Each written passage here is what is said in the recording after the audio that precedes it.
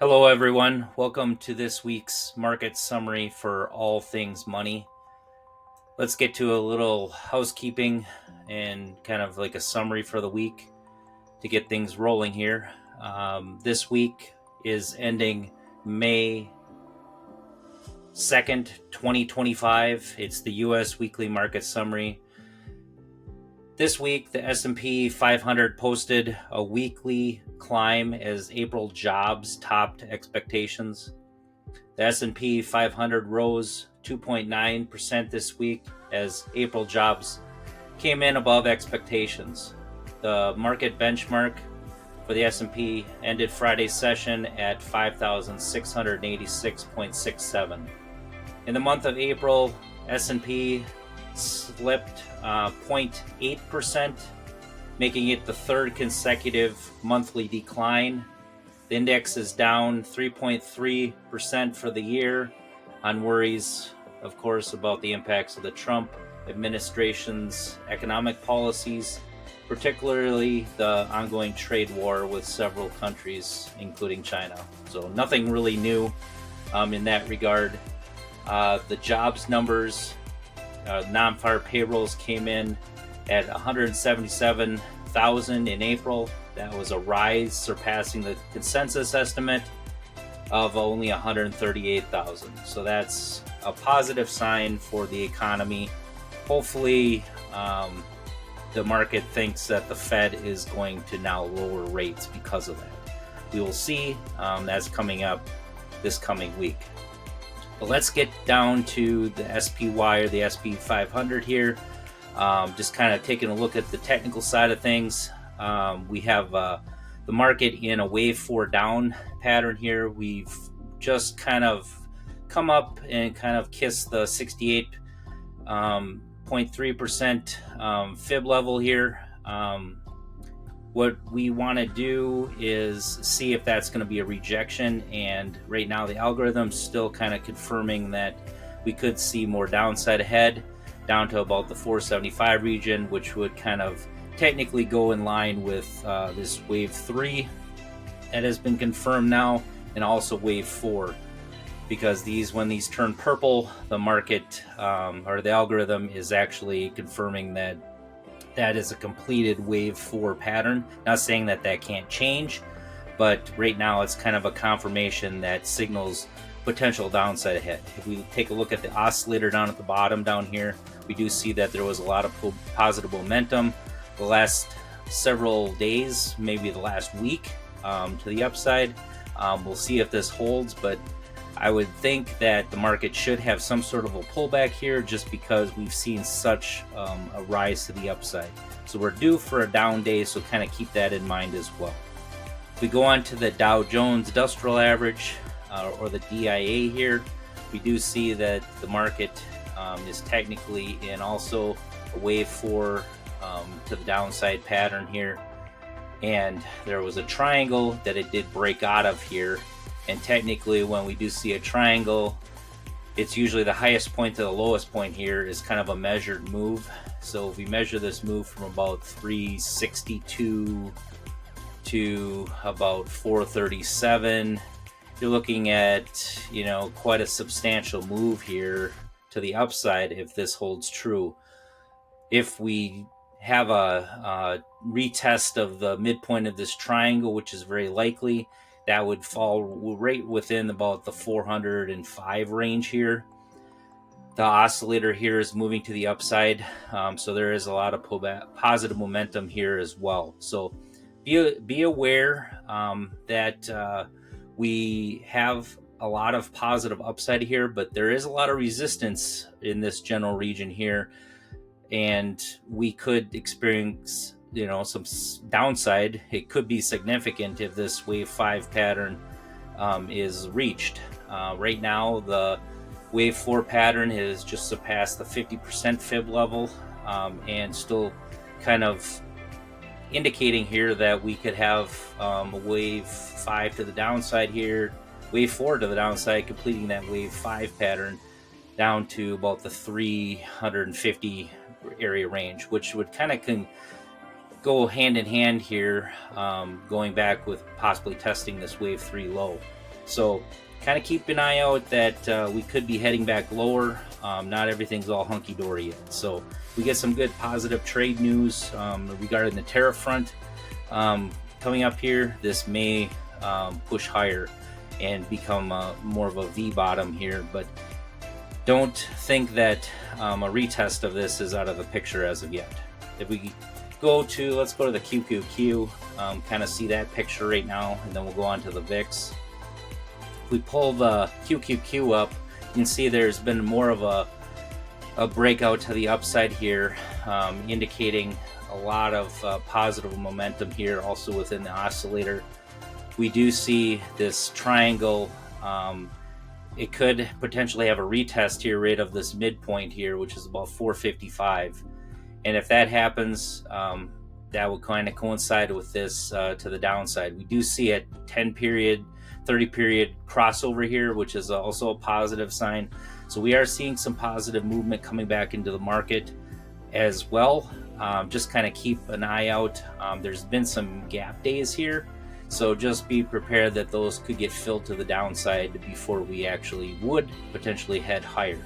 And if we fail at any one of these points, there's a point, probably a stopping point here right around the 462 level. There's also a stopping point around the 427.8 level, and then also the wave test, or the test of the wave 3 low here at about around 400-ish, so, or 405. So keep in mind that we could be going back down.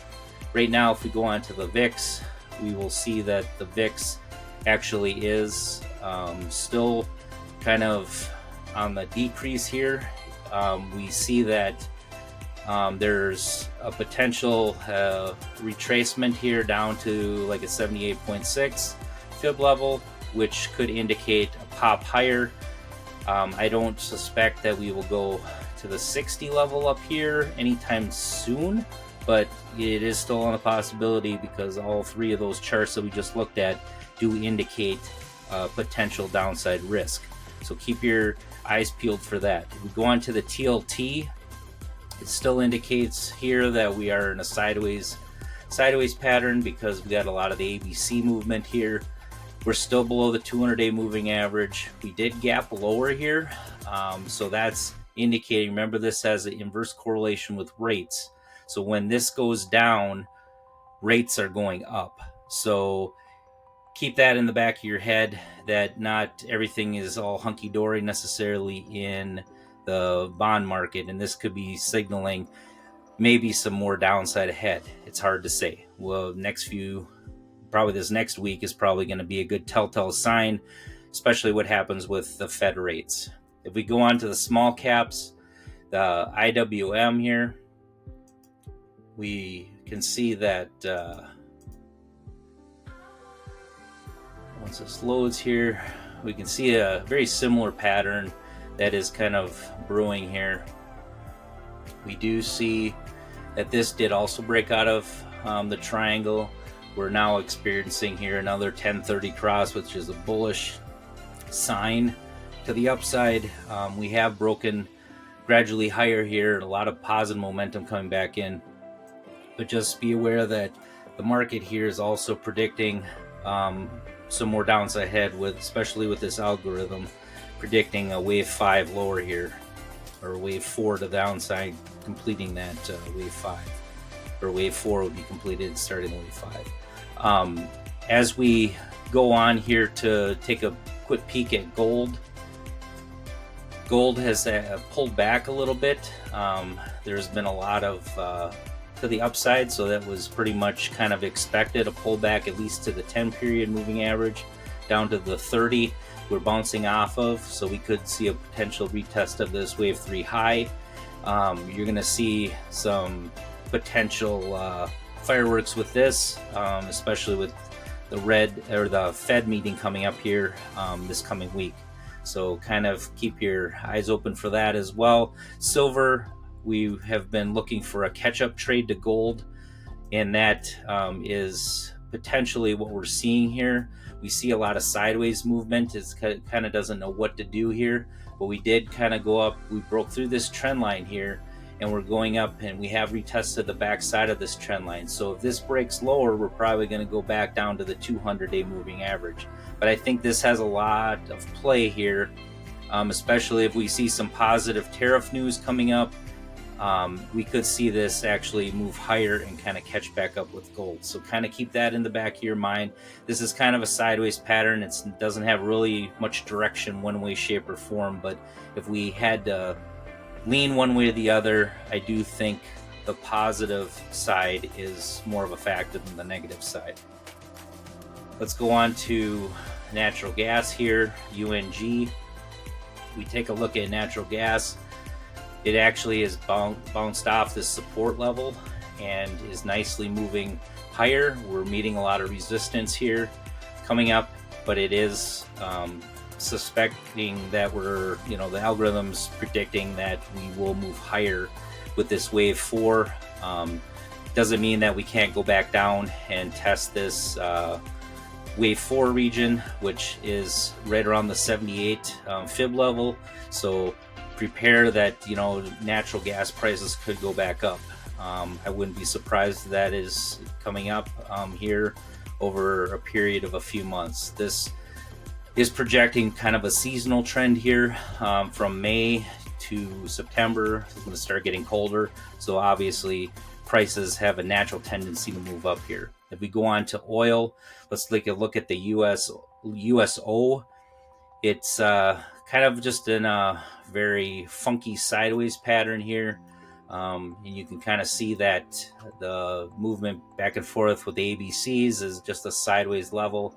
If we hold this level here, I do see us moving back up and kind of being more, in this range of about from 80 all the way down to probably, I would say maybe around 67-ish. If we can, I think they want to, OPEC and everything wants to see oil above, 70, 75, kind of where their sweet spot as far as profit goes. So we will keep that in mind as well coming up here. If you have any other questions, leave them in the comments section below, and we'll try to do our best to answer them one by one. If you have a specific stock that you want us to take a look at in the upcoming week, or review that towards the end of the week, please place that in the comment section below, and we'll kind of develop a list of what is requested, and then we will kind of cover that in our next market summary on Friday. So thank you for watching this. Have a great trading week, and we will catch all you guys back here next Friday again with the market summary that we will record for you each and every week. So have a great trading week, and we will see you back next week. Thanks much. As always, do not forget to like and subscribe to our channel, All Things Money, to see more content like this.